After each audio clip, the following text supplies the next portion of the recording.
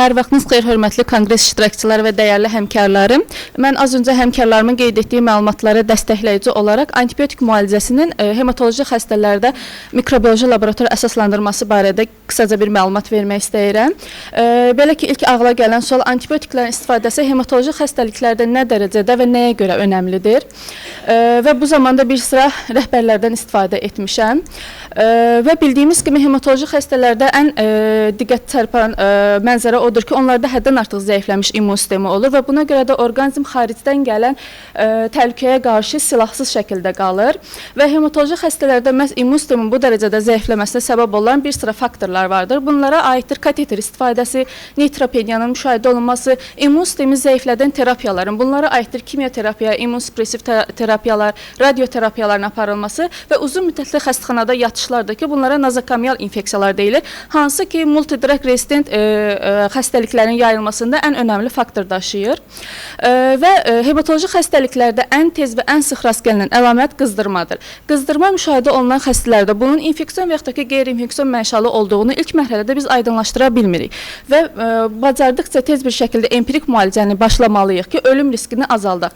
Çünki bunun infeksion və qeyri-infeksion olduğunu aydınlaşdırana kimi xəstənin ölüm riskini artırmış oluruq.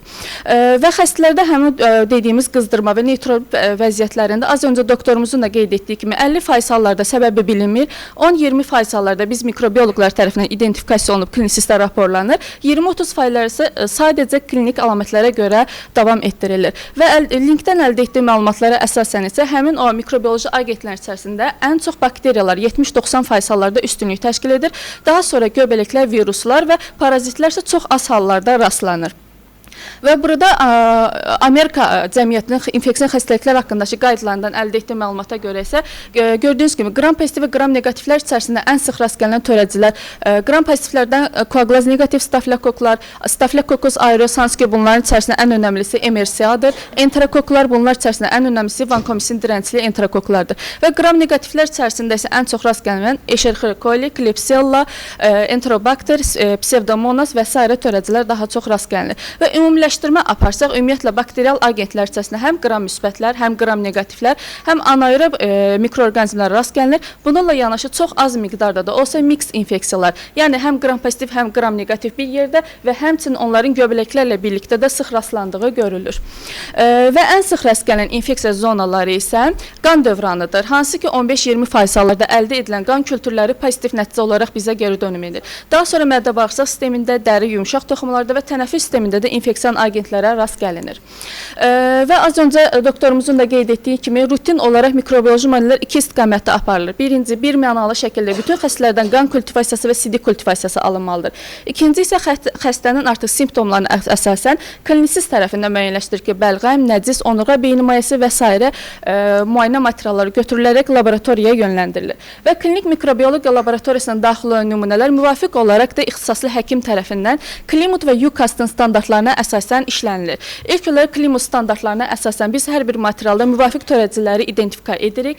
Daha sonra UCAST standartlarına əsasən isə hər bir törədiciyə uyğun müvafiq antibiotik həssaslıq testləri vardır ki, biz onları çalışırıq və hər ikisini birlikdə klinisistə raporlayırıq. Bəs nəyə görə mikrobioloji testlər vacibdir? Birincisi, düzgün diaqnoz. Çünki biz testlər vasitəsilə mikroorqanizmin növünü və ona uyğun həssaslığını verərək infeksionistə və yaxud da ki, hematoloqa düzgün müalicə üsulunu seçməyə kömək edirik. İkincisi, infeksiyaya nəzarətdir. Yəni, bu testlər sayəsində infeksiyaların yayılmasının və ağırlaşmaların qarşısını almağa üçün tədbirlər görə bilərik.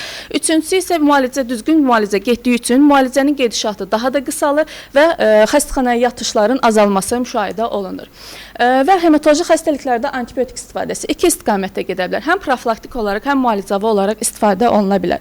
Qısaca antibiotiklər haqqında qeyd edim ki, bildiyimiz kimi antibiotiklər yalnız bakteriyalara təsir göstərən antimikrobial agentlərdir, qruplardır və bunlar həm bakteristatik, həm də bakterisi təsir göstərə bilən antibiotik qrupları vardır və müxtəlif formalarda qəbul olunması da bunların ən böyük avantajıdır. Lakin bütün dərman maddələri kimi antibiotiklərin də həm müsbət, həm mənfi tərəfləri vardır. Müsbət tərəfi odur ki, bakteriyaları, bakterial agenti məhv edərək xəstəliyi aradan qaldırır, xəstəliyin sağalma vaxtını qısaldır, infeksiyanın başqalara yayılmasının qarşısını alır və ikincili infeksiyaların, ağırlaşmaların qarşısını alır. Mənfi cəhətləri isə təbii ki, artıq subyektiv olaraq dəyişir. Ciddi allergik allergik reaksiyalar, böyrək, qaraciyər çatışmazlığı, həzm sistemi çatışmazlığı və əsasən uşaqlarda rast gəlinən piylənmə və bağırsaq florasının pozğunluğuna səbəb ola bilər. Nəyə görə antibakterial profilaktikada istifadə etməliyik? Çünki hematoloji xəstələrdə infeksiya səbəb olan bakteriyaların 80%-dən çoxu məhz orqanizmin öz florasından qaynaqlanır. Çünki onlarda immun sistemi zəif olduğu üçün və bu bakteriyalarda daha çox xəstəliyə səbəb ola bilirlər. Və leykemiyada infeksiyalar üzrə Avropa konfransı iclası təqdim olunmuşdur və bu iclasa əsasən xüsusilə də yüksək risk qrupuna aid olan netropenik xəstələrdə xinolon profilaktikası önərilmişdir və bunda 6 istiqamətdə pozitiv nəticələr geri dönüm olmuşdur. Ölüm, qızdırma tutmalarında azalmalar, bakterial infeksiyalarda, xüsusən də qram-F və qram-pozitiv bakteriyaların yaratdığı infeksiyalarında azalmalar müşahidə olunmuş və antibiotiklərin empirik istifadəsində də azalmalar müşahidə olunmuşdur. Və belə bir sual çıxır ki, antibiotik profilaktikası optimal başlama vaxtı və yekunlaşma vaxtı nə zamandır? Bu haqda konkret çalışmalar mövcud deyil, amma ümumiləşdirmə edilmişdir ki, profilaktika kimyoterapiya ilə eyni vaxtda və yaxud da ki, kimyoterapiya yekunlaşdıqdan sonraki gün başlanmalıdır və neytropeniyanın düzəlməsi və yaxud da ki, neytropeniya şiddətləndiyi üçün empirik tədaviyə başlandığı üçün artıq dayandırılmalıdır. Və həmçinin hematoloji xəstələrdə antibiotik profilaktikasının Pseudomonas aeruginoz və digər qram negativləri daha çox hədəflədiyi araşdırmalardan bəllidir. Çünki bu bakteriyaların virulentliyi çox yüksək olduğu üçün həyat üçün təhlükədir. Və bu araşdırmalarında məlum olmuş ki, profilaktik tədbirlər görülən xəstələrdə sağ qalımlar üzrə müsbət geri dönümlər olmuşdur. Bəs qram pozitiv bakteriyalar üçün əlavə antibiotiklər kombinasiyasına ehtiyac varmı? Məsləhət görülmür. Çünki stafilokok və streptokoklarda sayca azalma müşahidə olunsa da infeksiyaya bağlı olan ölüm üzərində, mortalite üzərində bir müsbət geri dönüm olmadığı üçün əlavə yükləməyə ehtiyac duyulmamışdır.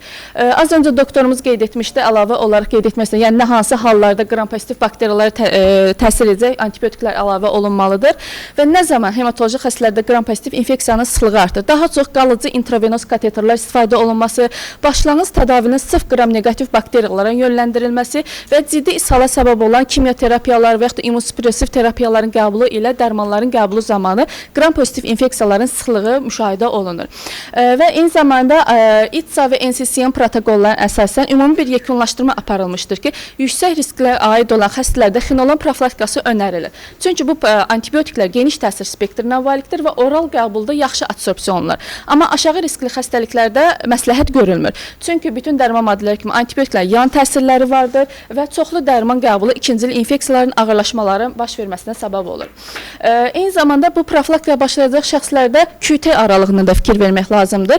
Çünki zaten bu antibiotiklərin toksiki təsirindən QT aralığı xəstələrdə uzanır və onlarda ventrikulyar aritmiya səbəb olur. Buna görə də həmin xəstələrdə uzanmış QT aralığının olub-olmadığına diqqət yetirmək lazımdır.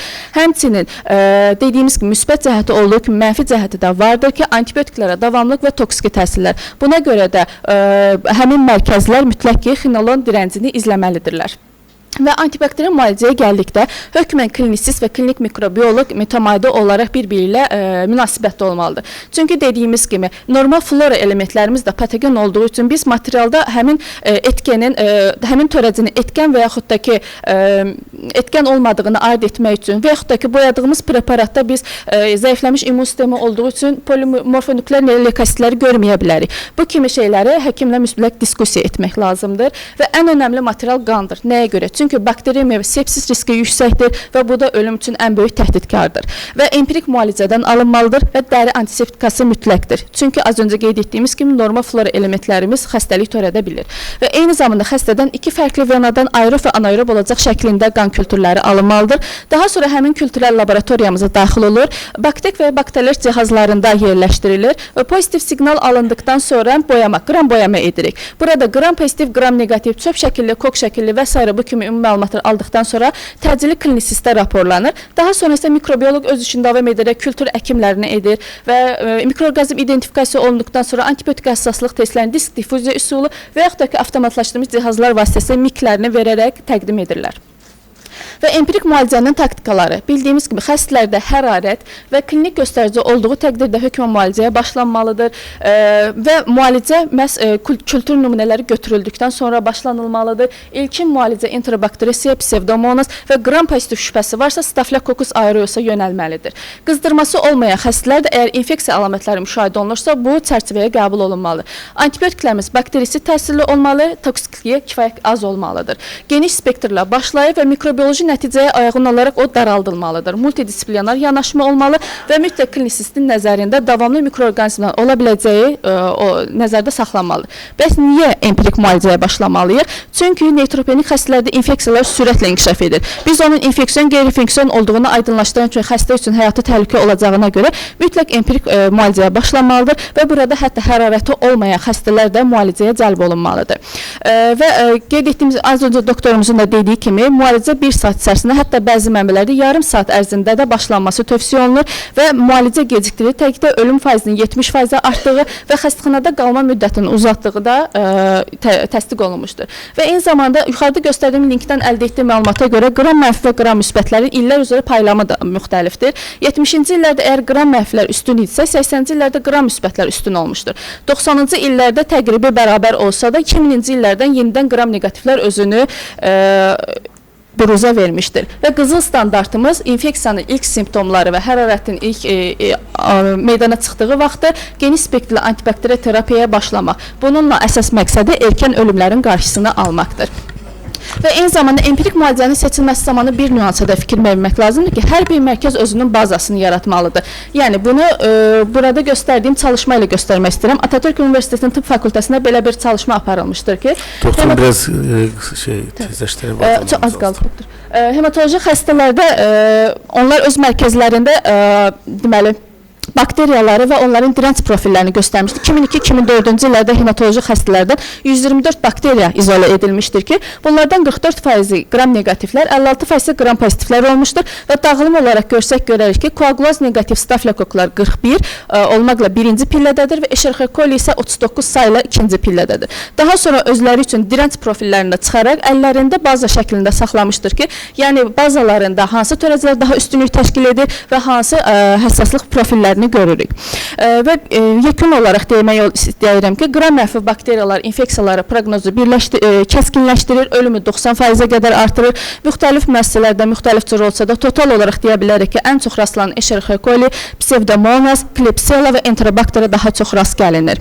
Və ümumi olaraq belə deyə bilərik ki, empirik müalicə nə qədər tez və düzgün şəkildə başlanırsa, ölüm nisbətində o qədər azaltmış olur. Və diqqət çəkmək istədiyim bir məqam isə antibiotiklərin rasional istifadəsidir. Belə ki, hər bir hematoloji xəstələr yatan şöbədə mütləq resistent bakteriyalar da göz önündə olmalıdır. Bunlara Esebel və yaxud da ki, karbapenamaz istehsaladan enterobakteriyalar, davamlı non-fermentatiflər, bunlara psevdomonas, acinetobakter və stenotrofomonas aiddir. Medisinlə dirəncli Staphylococcus aureus və vankominesinə dirəncli enterokoklar mütləq nəzərdə saxlanmalıdır. Eyni zamanda yuxarıda göstərdiyim linkdən əldə etdiyim məlumata əsasən isə resistent bakteriyalar yoluxma riski faktorları vardır. Az öncə qeyd etdiklərimlə əlavə olaraq əvvəllər geniş spektrli antibiotiklərdən çox istifadə olunması, ağır xəstəliklər keçirməsi, nozokomial infeksiyalar hansı ki, əsas mənbədir, uzun müddət xəstəxanada qalma, təkrar xəstəxanaya yatışlar, kateterlərdən istifadə olunması, yaş məhdudiyyəti və reanimasiya şöbəsində qalması. Və burada son olaraq 2050-ci ildə antibiotik rezistentliyinin xərçəng xəstəliyi ilə bərabər səviyyədə olacağını diqqətinizə çəkmək istəyirəm.